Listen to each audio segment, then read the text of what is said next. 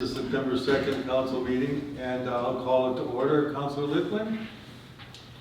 In the spirit of reconciliation, we acknowledge our meeting place. The City of Flin Flon Council Chambers is situated on the ancestral lands of the Treaty 5 territory. We would like to acknowledge that we also work in partnership with the First Nations in Treaty 6 and 10 territory and the Red River Métis Nation. Thank you very much. Councilor Slip. Reading and confirming the minutes, 25-119, be resolved that the minutes of the regular meeting of council held August 19th, 2025 be adopted as received. Seconder, Councilor Eagle, all in favor? Okay. For hearing delegations, Faith? The delegations were supposed to be from the public notice, is that what that was about? That was Alex Leclerc. Yeah, Alex is not here. I think Okay, well, if he comes in, I believe it's 7 o'clock now, so if he comes in, I'll bump him back and we'll try it again. Okay, so we'll go to the next one, which is the public hearing variance orders. Now, am I supposed to read that? the public notice is there if you, yeah. If you want to read I don't think I public have. notices for Oh, the okay, no. Notice of public meeting, is that the one? No, it's the, there are two variances, and if you have anyone here to speak to them, this is their opportunity. Okay.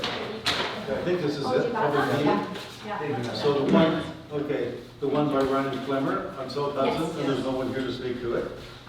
And the second one is Fran Reben, and again, no one here to speak to it, so we'll consider those both done then. Okay, that's what I was wondering. So I don't have to actually read anything there. As well, we move on, public hearing, BL 2025-04, Development Plan Amendment, and BL 202505, Zoning Plan Amendment has been postponed. Correct. Okay, so that's moved on. So we will move to resolutions, and that's where I go to Councilor Dallas Funk. Thank you. Check schedule 25-120, be it resolved that the account in the amount of $1,102,852.96 be approved for payment. Seconder, Councilor Slip, all in favor? Okay, that is passed. Check schedule, again, Councilor Dallas Funk. Thank you. Aqua Centre line of credit, the Royal Bank of Canada, 25-121. Whereas the City of Flin Flon entered into contribution agreement dated February 23rd, 2022, Investing in Canada Infrastructure Program, New Community Aqua Centre and Recreational Facility, RNCIS-CCRIS-1018. Whereas financial contribution from all parties could take up to March 31st, 2026 to finalize and receive payment. Therefore, be it resolved that the City of Flin Flon enter into an agreement with the Royal Bank of Canada to increase the current temporary operating line of credit to assist with construction and completion of this project to a maximum of $1,600,000. For that, I need a seconder, Councilor Eagle, all in favor? And that is passed. Councilor Eagle. Yes, thank you. Resolution number 25-122 regarding special services 2025. Be it resolved that, bearing in mind the reduced need for police, fire, and recreation support services for properties without any buildings or structures, application for a 2025 special offsetting grant of $454 will be considered by administration, provided each landowner may only apply in respect of one vacant lot per primary residency, and property taxes for previous years are paid. I need a seconder for that one, Councilor Slip. Can I have an explanation of that, please?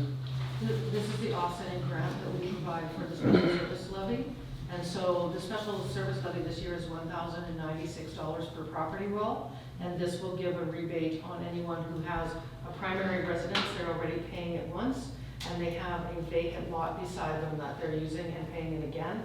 So they can now ask for a reduction of $454 on the vacant property only. So it's not a full offset, it's a reduction. Correct. That's what I want to be clear. Okay, all in favor?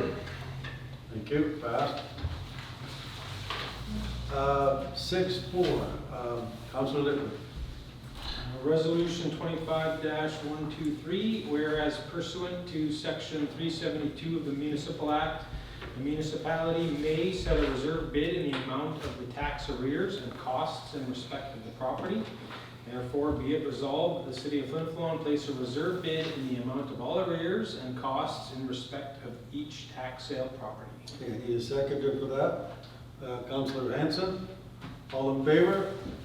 And that is done. Councillor Hanson. Variation order 2025-03. Be it resolved that the application for variation order 2025-03 by Ryan Clemmer to vary the requirements for lot description 7 of 8, block 403, plan 5336, 507 South Hudson, as follows: from 2 meters or 6.5 feet to 0 meters or 0 feet. Rear yard setback to permit construction of a 24-foot by 30-foot detached garage be approved. Okay, I need a seconder for that. Councillor Delaspont, all in favor? Okay, so he has it. Variation order 2025-04. Be it resolved that the application for variation order 2025-04 by Francis Reven to vary the requirements for lot 21, block 64, plan 615, 93 Channing Drive as follows: from 1.5 meters or 4.92 feet to 0.91 meters, 3 feet. Side yard setback to permit construction of an 8 by 12 foot shed be approved. You know, I need a seconder. Councillor Eagle, all in favor? Okay, that one's passed. Councillor Slip. I'm honored to present this resolution. Appoint Chief Administrative Officer 25-126. Be it resolved that Council appoint Joy Capek as the Chief Administrative Officer for the City of Flin Flon effective September 1st, 2025. I need a seconder for that. Councillor Delaspont.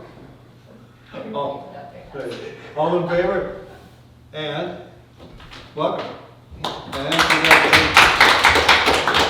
And thanks to our old friend Lynn for all the her work too. Who's not going anywhere. She's not going anywhere. She's going to help us out, thankfully. Make a motion to adjourn. I will, we can, yeah, okay, I'll make the motion to adjourn right now, and then we'll just, before we go to questions, I want to, congratulations, welcome. Lynn Brown, thank you very much. You will continue to be assistant CAO, is that what it is, or? Well, treasurer, assistant Yeah, CEO, as whatever you well want to call me. So it's, It's called anything but CAO. it's change of the team, but we're still got a great team going, and we're looking forward to the, you know, to making this all work. We're very pleased to have you on board, and so let's just see how this all works out in the long run, but we think it's going to be very positive. And as a council, we're very pleased. Now, I guess I'm open to start with questions here. Yes. Okay, so just a little bit of clarification on this one resolution here about this Royal Bank line of credit. Now, does the full amount have to be paid by March the 31st, 2026? What it is actually is, No. what does it say? 1.6. It's more about a cash flow thing. Okay. So it's a line of credit that we can utilize to help pay the cost of the pool Right. while we are waiting on our debenture or the grant money to come in, because some of the grants, we don't get the money until afterwards. I could be off, is this correct? No, that's Ms. correct, but the March 31st, 2026 date is when we expect the money to, it could possibly take up to that long to get all of our provincial money in. Yeah. In fact, right now, a really good example of that is that the province owes us $350,000 for the pool at this point, but they continue to hold up, and they will until the pool is substantially complete. And so if that happens, if we are able to complete by the end of December or even early January, we still may not actually see that money till the end of March 2026. So we just want to make sure that we have available cash flow while we wait for money to come in that is owed to us. So you may not even use any of that? Absolutely, we may not even use any of that or all of it or a small portion. We just wanted to make sure that if something were to occur and there was a large amount of money that was still owed to us, because GST is another thing. All of the GST that we pay up front for the pool construction we get back, but it takes anywhere from 3 to 4 months to get it back, right? So. Okay. And just some clarification on this $454 grant. It's basically for anybody that has a vacant lot beside their house? Yeah. That they are using. Okay. So how does that tie into the police, fire, and recreation support? Well, what it is the police, or protective services, which is that lumped together, right? Protective services, recreation support, and snow removal are three different departments where we have to spend money. And so we set that up as a special service levy so that each property pays exactly the same thing every year for those services. And that way we can spread the burden of taxation a little bit more evenly across the different properties in the city.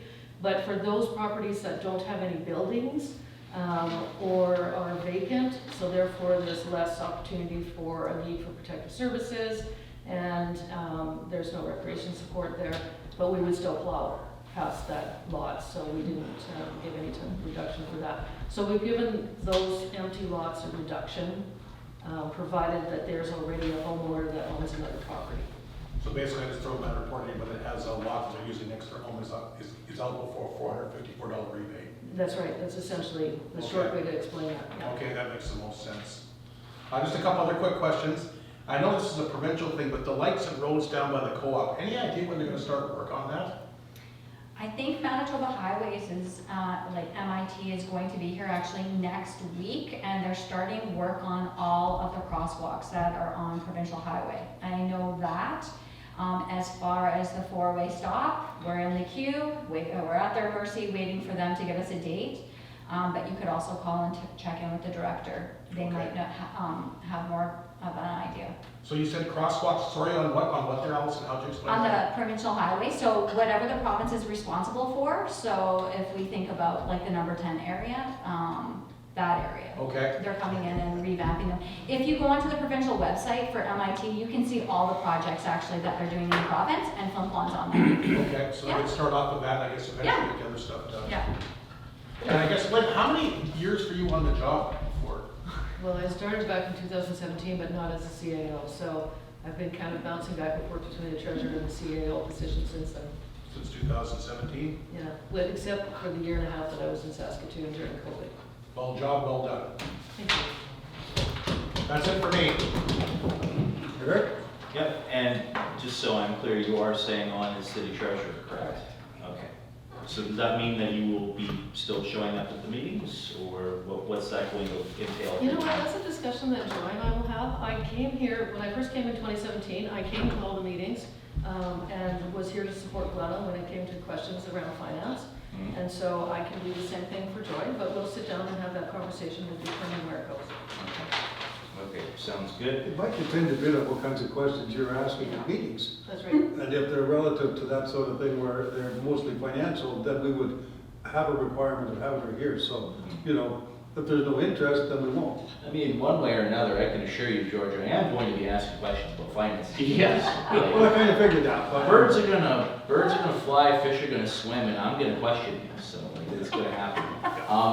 If I can ask a question to Joy, if I can just ask how it feels to get this new position, and if there's anything in particular that you'd want to share with the public at large about what your duties are going to be, how you feel about it, anything like that? I'm honored, and I have a lot to learn from Lynn still, and I'm just looking forward to starting something new. And you worked very hard to get here. Yes. What is the course called? Are you about? CMMA, Certified Municipal Administrator. Yeah, so Joy also, on top of working in previous municipalities, she has diploma, degree from U of M, and then the title. CMMA, Yeah. Certified Municipal Administrator. How to be a CAO. Yeah, Pretty much, how to Yeah. be a CAO. so it's part of the requirement to be it's part of the requirement that this administration has had for our CAOs, that we would like them to have that. The CAO Association is also trying to push that with AMM in the province to make that mandatory for somebody to be a CAO within the province. And then that way there's a lot more checks for people that do become city administrators. There's a lot of money and decisions being made, so I know that communities can be aware of what they have and who they're hiring and have some safeguards in place, so that's part of it. What'd you say that was again? Sorry, CFAM? CMMA, so Certified Manitoba Municipal Administrator Certificate. Okay. And it sounds like certificate is just certificate, you know, back in the day, people could go to wherever, Kelsey, whatever, and get a certificate, you know, it's 10 months.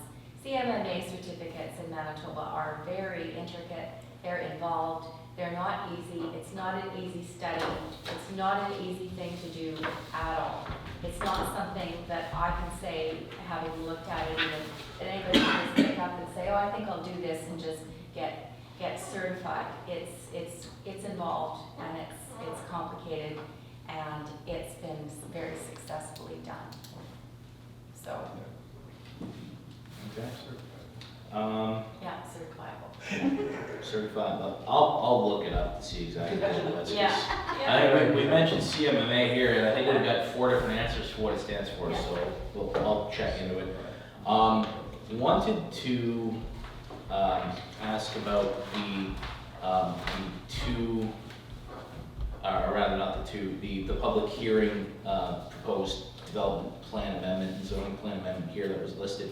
It's postponed. Any particular reason why? Yeah, we're responsible to specifically contact anyone that is within a certain geographical circle around where the development is proposed or the changes are proposed. And we need to provide that notification to one homeowner as well as the railway. Okay. And so we will do that, and we'll put the public notice up in the paper again, and we'll determine what that date looks like, and then we'll move forward with those. Okay. Looking at the map here in the package itself for that, there's, honestly, it isn't much of a map. It's just Cannon Drive, Schist Lake, and then like no lines to delineate where it is except for what the industrial development is. Just so I'm clear, is this related to the same measure that was discussed during the last meeting relating to the like subdividing that could potentially lead to a rail depot there at some point, like what was talked about? Actually, this is a second piece. We started talking about this one earlier. The subdivision that is proposed by Strong Pine, this is different from that. This is changing the zoning to industrial from commercial, and it has to do with a proponent who was looking at building a facility there where he would be able to work on the railway itself. Okay.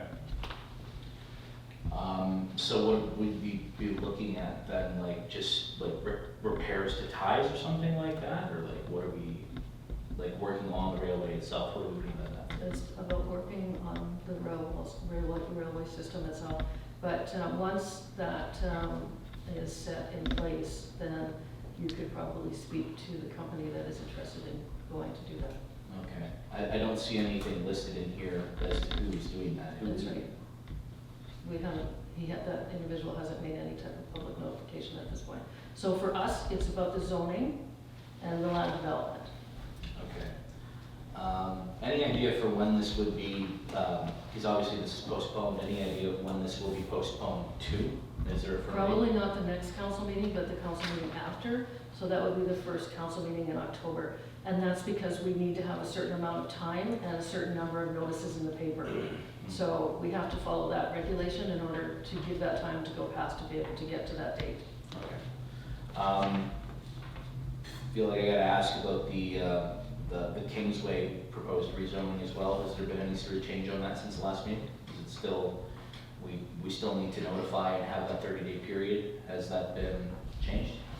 No, we still have to do all of that. And so Joy and I will talk about that with Brooke, who will be the one who will make sure it gets to the paper and so on. And so once we see what that date looks like, availability of council, make sure everyone's going to be around, we'll get the notice out, and then you'll know when that date is. Okay. I had to ask because when I was proofreading the paper this morning, I didn't see anything on the city ad, so I was like, hey, might as well ask about it. Wanted to also know if there was any sort of update with the fire expenses and the ongoing row to try to get those covered by the province. Has anything changed in the last week or two? Well, they're talking to us, but I don't have a check in the mail yet. Okay, that's progress, I guess. It's not everything getting covered, but, sounds like that's on the way. Do we have an idea for when that might be covered by them, or is it still kind of up in the air? Well, I've been told that one of the payments has been processed. It was one of the larger payments. I was told that already a week ago, and I still haven't seen anything in our bank account. But because realizing, of course, it has to go through Treasury Board now, so there's gonna be some time frame. So I'm being reasonable about that. But, I mean, there's a few other conversations that I've had to make sure that the rest of the funds are on their way as well in a reasonable time. So hopefully when you ask me that same question next council meeting, I can say yes. Okay, because it's gonna come up. I'll just Yeah. tip my hand a little bit. I will be asking about that. Yeah. That's going to happen. Yeah. But I always love when they say payments processed. It's processed by who? You giving the money up or us getting it? Because those might not necessarily be the same process, but anyway. So with that still being discussed, I would assume then that any matters involving the Flin Flon Hotel and/or potential demolition of it are still kind of on a holding pattern right now. Am I wrong in saying that? That's correct. Okay, perfect. And so I guess there still isn't a firm date for when that might be starting or when that may be taking place. No, because the money's still tied up. Okay, fair enough. Wanted to ask about the Flin Flon Public Library. It's closed for a span, I believe, starting officially today for repairs, and I believe that's to the upstairs bathrooms. I don't know if there was any other work or what sort of firm time frame or what's going to be involved with that. And I believe Councillor Hansen's usually the person who answers the library. Yeah. So what's going on? A local contractor's got the contract for that. He's redoing the bathrooms. I think we're gonna have a handicap bathroom now, which we didn't have previous. And it's about a 6-week project. They're gonna try and work as fast as they can, maybe to get ahead of schedule, but you can't make promises like that because stuff, material has to come in and whatnot. And yeah, that's just one phase of more construction that has to be done. Okay. Is there anything, because I know that there's been rounds of repairs on that building the last few years, and every time it opens up and everybody says, well, hold on, there still needs to be more work done on this building. Yeah. Following this, is there anything that building still needs to have repaired, replaced, renovated, anything like that? Just suspended ceiling. Okay. Yeah. What needs to be fixed with that? It needs to be put back. Well, okay, fair enough. Yeah. Okay. Because I know that the ceilings had to be fixed with that before, that one wall that was on the same, or adjoining demos needed to be fixed and then put back in, because after it was first opened, it was just open, right? But yeah, usually when I go to the library, I don't look up much, I'm aiming down at the shelves. But, so approximately a 6-week closure, just so I'm clear on that? Yeah, that's max, is what we were told. Okay, and if I'm not mistaken, the city received a grant at some point in the recent past to cover that, right, at least partially? The bathrooms, I believe we did, did we not, Lynn? Like Accessibility grant or something? an accessibility grant, yeah. Yeah. Okay. Just so I have that information. I'm not sure if this would be a city matter or if I'd have to contact some of the people about that, but I noticed, of course, that the parking lot adjoining the Friendship Center has been dug up and there appears to be some sort of work going on there. I know the last time that that particular space was talked about, it was being looked at as a site for possible transitional housing. From a city perspective, what can you tell me about this project? Is there something that the city has some kind of purview over or anything like that? What are we looking at? I think you should phone the Frenches then. I have. Oh, Been trying to get through to the appropriate person. to talk about Well, that. it's called supported housing.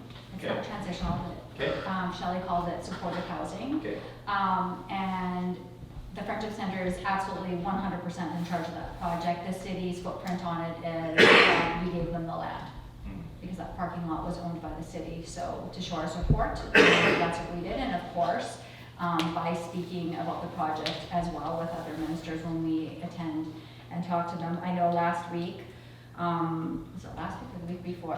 2 weeks ago now, Mayor Fontaine and Councillor Slip and myself were in Winnipeg for City Caucus in Steinbach actually, and then we went into the city to meet with Minister Simard, and we did give a plug, I did give a plug about the Friendship Center project and about how much they do in that small little building with very little funding, and how great Shelley and their team are, and all the services that they provide for our community. So we're hoping that the government steps up and gives them some more funding through granting.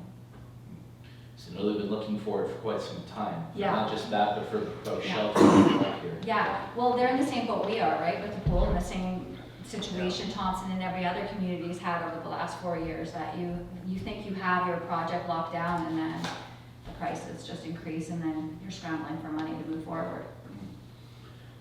Okay, relating to that too, I don't know if this is because of the Friendship Center project or if there's something else, but I've been noticing around that neighborhood, there's been a lot of semi-trucks that have been brought in, a lot of trailers, some of which have been parked over at the staff house, and I didn't know if that was related to the Friendship Center project or if that was something else. They're parked at the staff house, which makes me think that the city, because it's a city facility now, might have at least some knowledge about what's going on there. So what are we looking at for that? I believe that's the contractors that are doing our cement work for sidewalks, as Okay. well as the lining of the infrastructure. Oh, Yeah. okay. So they're doing work in Creighton, as well as our work on 3rd Avenue Hill. So because the city acquired the property from HUD Bay, we rent it out to contractors when they come. So it's actually income for the community. So contractors are staying at the staff house then? Yeah, Okay, well, that would make sense. yeah. Gotta pay for that building somehow. Yeah, absolutely. Yeah. It doesn't generate its own income, you And can, the Vic's full too, right? Like there's still a whole bunch of firefighters there, Yeah. so, yeah. yeah, you can tell a building to get a job as much as you want. It doesn't usually, speak or understand English. It might be tricky. It seems to be working for now. Yeah. Yeah. So I figured it was either the Friendship Center work or repairs being done to the staff house because they were there. And it's nice to know that I was wrong on both counts, but I'd rather know than not, right? One other question, and I think that ought to be it from me, and it's something that Councilor Dallas Hunt mentioned, the City Caucus meeting. I know there were a few people from here that were at that. Couldn't make it to the last City Council meeting, obviously, because they're concurrent. What was discussed there, what sort of headway was made, and what sort of information would anybody like to share from that? Mayor? Yeah, a lot of different things were discussed there. Actually, we were asked to present on our participation in and what we had to deal with fires and that sort of thing. So Councilor Dallas Funk and myself spoke to them and explained, and more from Councilor Dallas Funk's view, because she was right here on site, giving them a lot of answers as to how we handle the situation here, because they haven't had to do that. They've seen different kind of emergencies, but not this. And so they're interested. And so we explained as best we could what we did to deal with it, how we utilized our staff, and how we were so fortunate in having good relations with our staff, with government agencies, fire agencies, and that sort of thing, and then thanking them all profusely, because every municipality out there was covering our butts and taking care of our people and running all kinds of programs, whether they actually had real programs or not. They did what they could. It was being held in Steinbach, and Steinbach themselves had one hotel for sure that had at least 100 people in it, and fed them 3 meals a day, that sort of thing, all taken care of. So we were very thankful to the city of Steinbach, but there are other cities, all the other major cities of the province were there represented, so we talked about that. Other things, the biggest one, the biggest concern that we had was bail reform. And bail reform is something that's being pushed very hard by several of the larger communities because of, the issues that we have with a lot of people reoffending and that sort of thing, and trying to get some kind of a consequence and some kind of a program going. They feel like they're making some headway, but all the larger cities are working on bail reform. There was some discussion about e-bikes and scooters and that sort of a thing running around communities, and whether there should or shouldn't be regulations with respect to how those things are treated. So no real answers, but some conversation. And the last one that was brought up was the mayor of Dauphin, who brought up municipalities or not even municipalities, but are adjacent to cities and towns that are using the services of those cities and towns, but are not paying.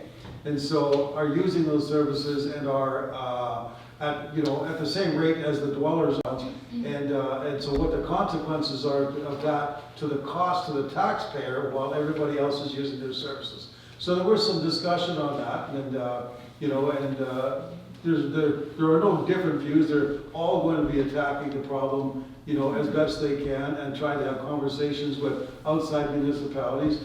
We have a different take on that because outside of us is not a municipality.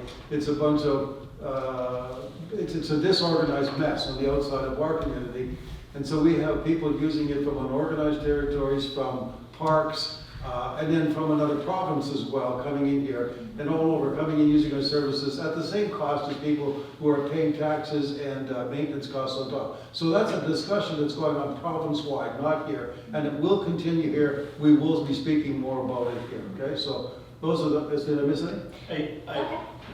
No, to what the mayor was talking about fire, I got to commend these two on a great presentation. That it was received very well, but one of the interesting things was to hear from the other side. Yeah.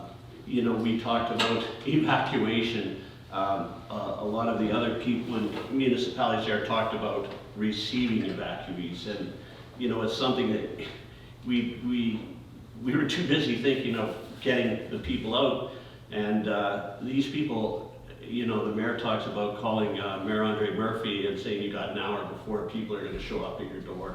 But the mayor, for example, the mayor of Brandon, Mayor Fawcett said, you know, we had people in hotel rooms, but we had major sporting tournaments already booked. So they have to scramble and figure out what they're going to do with everybody and the planning. So a lot of lessons learned on how to evacuate and a lot of lessons learned on taking evacuees from all those communities. So I found that very interesting and thankful for them all. Yeah.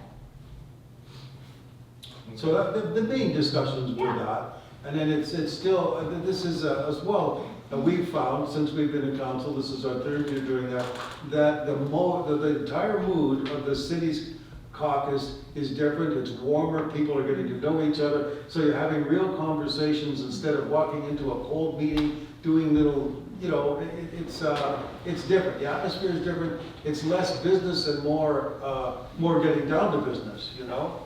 So it's really changing the nature of how it's working by people getting together more often like this, and you can see where you're able to solve some problems and seeing it from different views. As you said, the view of us sending people out in an emergency and them what they're receiving, all those kinds of stuff, and then everybody's getting a feel for what is and what could be, because we know that there's going to be more, there's types of things happening, and so now it's easier, and the more you get to meet these people, the more that you can plan in advance. So that's what that's all about. Yeah, and not to belabor this any longer, but the theme that everybody talks about at the city caucus and AMM is a group like that is stronger than an individual municipality when it comes to lobbying the government. So it's become a cohesive group of municipalities, and which Flin Flon is lucky enough to be a part of.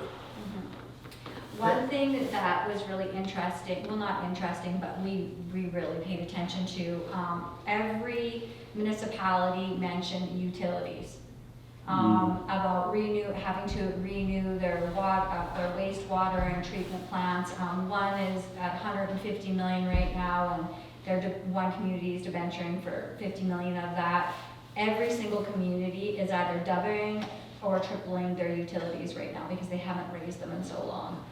Brandon was one that spoke quite a bit about it. Morden is at a stop where they can't have anybody build until they get up to par because they're out working, and yeah, well, they don't have the space anymore. Yeah. They've built so much now that they had to put a stop on until they get their new water treatment plant. So yeah, it's interesting to listen. We're so in the north and secluded that you often don't get to share those things, so it's great. It's not great, but it makes you not feel like, oh man, it's just us, when you're listening to other people that are having the same kind of issues with failing infrastructure, bail reform, lack of funding, and trying to make those decisions for your community of where am I going to spend the money. And having to raise water rates because of deficits, like Yeah. a certain municipality in this room. And So that's- where we thought we were unique in some certain things, we find out it's standard for everybody. Yeah. Having the same kind of problem. The difference is the larger community like Brandon has more zeros on the NDORs on Yeah. theirs, it's just, that's all there is to it. 100%. The problems, all the problems we have are identical. Yeah. Just the scope that changes. Just so I'm clear on bail reform, what was being brought up kind of at that meeting as a solution? Because I've heard a lot of different ideas, but like, I'd like to hear what was brought up specifically at this. So the mayor of Portage is actually, she's chair of the city caucus, and she is one of the mayors that is really pushing it provincially and federally. She's met with most of the federal ministers, getting all provinces kind of on board, especially with the federal laws, to have laws changed about bail reform in a sense of, one of the examples she gave, one of the businesses in Portage, somebody came in, stole something, and within that same afternoon, he was charged and let out and was back in the store again stealing. And then going to court and continuously seeing the same people being let out, not being held, you know, all the hard work that RCMP put into certain cases or situations, so that's frustrating for them on their side of that as well. But provincially and municipal wise, the revolving door of it, or cases taking 2-3 years, or repeat offenders not being charged, it's It's a this lack big. Councillor Eagle could probably speak more about bail reform than I can, that's her wheelhouse. I very much could. Yeah. What I'm gonna say is, bail reform is just sexy politically. That's what it is. It's not really, and I'm probably gonna be in the minority in the whole province. Bail reform is just not something that just happens without breaching charter rights. And if you're somebody who is poor off economically, underprivileged, and I make no excuses for anybody that's in stores stealing, and no, you shouldn't be doing that. But let's face it, we're not seeing, millionaires or really well-off people usually doing that sort of thing. So anybody who doesn't like the fact that you're charged with petty theft in the afternoon, and heaven's sakes, they don't keep you in jail forever, that's ridiculous. How much do we want to pay? How much more taxes do we want to pay to keep people in jail longer? And as far as anybody getting out, even being a murderer, that's very rare. And yeah, I can speak to that because I've practiced criminal law for 18 years. And I do believe in deterrence and I do believe in rehabilitation, but you can't keep everybody in jail forever.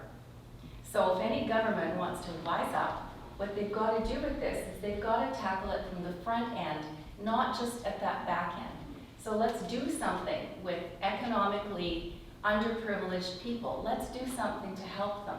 Let's put in better daycare. Let's put in better childcare. Let's do that from the front end. Do governments do that? Frankly, I think this government right now in Manitoba is doing more of that than I've seen in all of my decades. Federally? No. I don't think that's going to happen. I hope it happens because that's how we have to tackle that issue. And I'll get off the soapbox now. Okay, now, are you done? Yeah. Thank you. Did you have a question for us? I hope you've all had a chance to read it. Just basically, I want some information.